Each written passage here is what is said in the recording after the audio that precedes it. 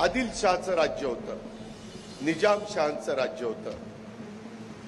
वेगवेगळ्या अनेकांची नावं घेऊन त्यांचं स्वतःचं राज्य होतं असं बोललं जातं। पेशव्यांचं राज्य होतं, परंतु छत्रपती शिवाजी महाराजांच्या राज्याला भोसल्यांचं राज्य कधी म्हटलं गेलं नाही। त्यांचं आडनाव भोसले होतं।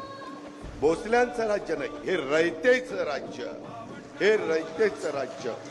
या पद्धतीनं महाराजांच्या राज्याची ओळख उभ्या जगाला आणि देशाला झालेली आहे।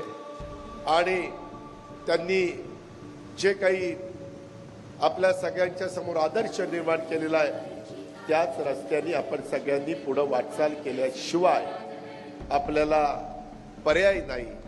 आपण पुढचं यश संपादन करू शकत नाही। आणि म्हणून आम्ही सातत्याने त्यांचं स्मरण करून त्यांचा जाज्वल्य अशा प्रकारचा इतिहास हा डोळ्यासमोर आणून निर्णय घेण्याचा प्रयत्न त्या ठिकाणी करत असतो।